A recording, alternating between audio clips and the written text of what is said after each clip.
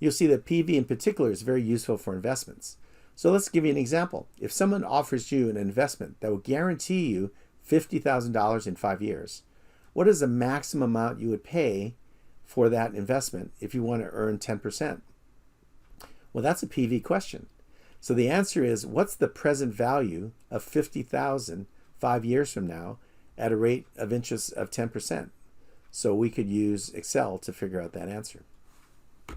Okay, we're back in Excel, and I brought in the question and the little boxes. So let's try it out. Present value of 50,000, 5 years, 10%. So the future value is 50,000, and the time period is 5, and the interest rate is 10%, and there are no intervening payments. And the question is, what's the PV? All right, now we know what we're missing. We're missing the present value. So equals PV, and we just follow the prompts. First is the rate, comma, then is number of periods, comma, then the payment, comma, and the future value, close parens, and we have the answer. The answer is 31,000. So you would be willing to pay 31,046 for this investment, and if you did so, that investment will earn you 10% per year for 5 years. In other words, your 31,046 would grow by 10% per year, and at the end of 5 years, that value would be equal to exactly $50,000. Okay, so that's the deal. Now the next question is, would you be willing to pay $35,000 for it? No, because at $31,000, then you're yielding what you want is 10%. If the amount is higher than $31,046, then you're paying more, therefore your interest yield will be lower than 10%.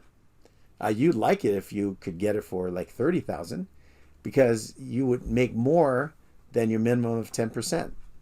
So all these numbers kind of fit together, and you'll get used to how they kind of work together. But basically the idea is, if I need to earn 10%, I would pay 31,046, and that would grow to 50,000. I'm a happy camper.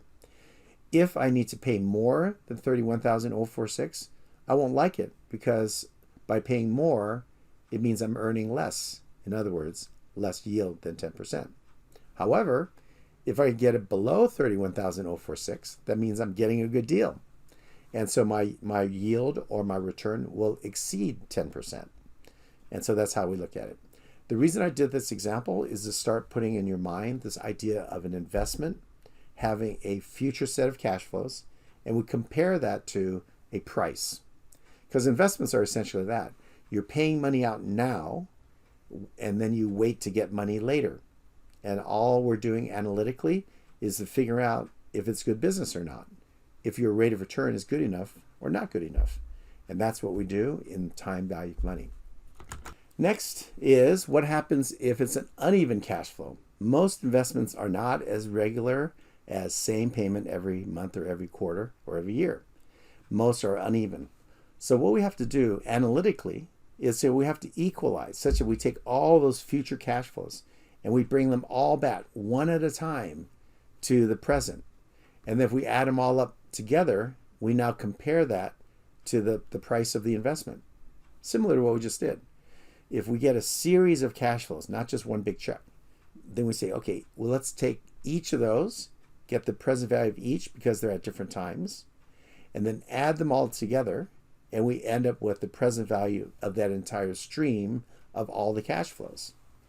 And that's what we do in investment analysis. Most typically, we use this type of analysis called uneven cash flows.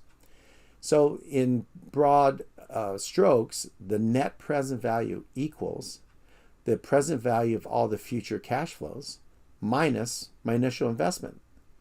So in the example we had earlier, if the net present value of all the cash inflows was 31,046 and the initial investment is 35,000, that would turn this thing negative.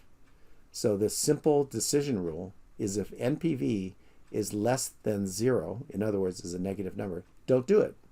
It does not meet your investment criteria. Well, let's take the flip side. If someone says, oh, you can have this investment for $29,000. Well, in that case, the present value of the cash flows is 31 046, and you're buying it for less than 30,000. So you would say yes, because you're earning in excess of your required return of 10%, right? In other words, the more positive, the better. But even if it were zero, doesn't mean it's bad. A net present value of zero means that that investment exactly yields your target return. So if it's positive, it's excess returns. If it's negative, it does not meet your returns, right? So that's how we use net present value in doing investment analysis of a kind of uneven cash flow pattern. Here's an example of what we could look at. It's an apartment building, and the cash flows are 100, 130, 170, 250. And at the beginning of year 5, which means the end of year 4, we could sell it for $3 million, and they're offering it today for $2.8 million. So the question is, if you need to earn 10% on this type of investment, is that a good buy or not? Should you buy the apartment building? Guess what? We're going to go to Excel. All right, here we have the same information, but we're now in Excel, so we can put it in the right format and use the Excel functions to solve this problem for us. So we're given a cash flow stream of cash flows for years 1, 2, 3, 4. So let's put those in. Year 1 is 100. I'll do them in thousands. So 100, and then 130, 170, and 250, right? And then the initial cash flow, which is times 0, is negative $2.8 million. And the end of year 4, we're going to have an additional amount of $3 million. So now we have a total cash flows. I'll just label here, total cash flow. And it's simply the sum of these two. And I'll copy it, Control C, enter. So this is our cash flow, 100, 130, 170. And notice in the year 4, we'll get both the year's worth of rent, let's say, of 250, and at the last day of year 4, we're going to get a big check for $3 million, right? So now we have our cash flows. Now we're going to use the present value calculation. So equal NPV. And here we need a rate, which was 0.1, 10%. It was given here, 10%. And the values are right here. Notice value 1. So we start in year 1. Just go all the way to the end. And I'll just do this for now. So that's 2.6. So that's the PV. And then here's the investment. And the investment amount is 2.8. So the net present value is negative. In other words, we would have to pay $2.8 million now when the present value of all the cash flows is only 2.546. So we would go backwards. So don't do it. All right. I hope that made sense, because that was similar to what we just did on the $50,000 one. Here we got this amount of cash flow. We took the present value of that calculation and figured out that after time value of money, it's only worth 2.5 million today, and it's being offered at 2.8 million. So we don't want it. It's a negative NPV. All right. So that's the analysis using NPV.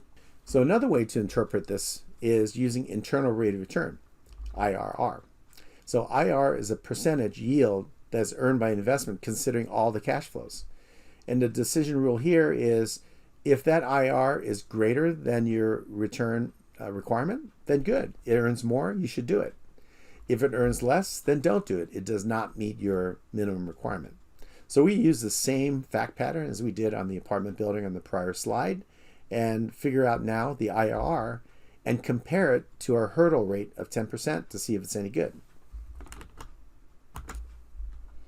So here's the same cash flow stream, but let's just put it underneath here. Let's put it off to the side. So IRR, and we'll do the calculation. Equals, the function is very easy. Let's just put equals IRR, open parens. Now here you have to be very careful. You will shade every cash flow, including times 0. So where previously we did this, we're not going to do it for IRR. Instead, we have to do the entire cash flow pattern. So it starts here and goes out to there, the entire cash flow stream. And we get 7%. And we'll do this in more specificity, 7.25%. Well, then the decision rule is, would you want to earn 7.5% on this apartment investment when your minimum required return is 10%? Well, that's easy. The answer is no. So now you see the decision rule. If the rate of return is less than your required return, say no. If the return is equal to or greater than your required return, then you'd say maybe, because you may have better alternatives. But it's definitely acceptable. You would earn at least your minimum. So in this case, it is an acceptable investment, and you could maybe shop a little further to see if you could do better. But if you don't see anything better, it's good, right? If you can earn in excess of your 10%. In this case, you'd always say no. It doesn't meet your parameter. So when we look at the tools, we actually did two of these already. We did NPV and we did IRR. The other one, which we have not done, is called modified IRR. You'll learn more about this in your finance class. But here, there are some assumptions made in IRR that we can be more precise. And those are the parameters on, if you get money in, how much could you earn on investing it? And the other is, what happens if you have a negative cash flow during the period? Not only do you make an investment up front, that there's some other year or years where you have to put in more money. How would you charge the project for additional yield since you're putting in even more money? So there's a method of considering both of those scenarios, and those are called parameters of the modified internal rate of return, otherwise known as MIRR. And on the right, you see this yellow important note, and that was pointing out the kind of inconsistency in Excel, is that in the NPV calculation, you must start with year one or period one.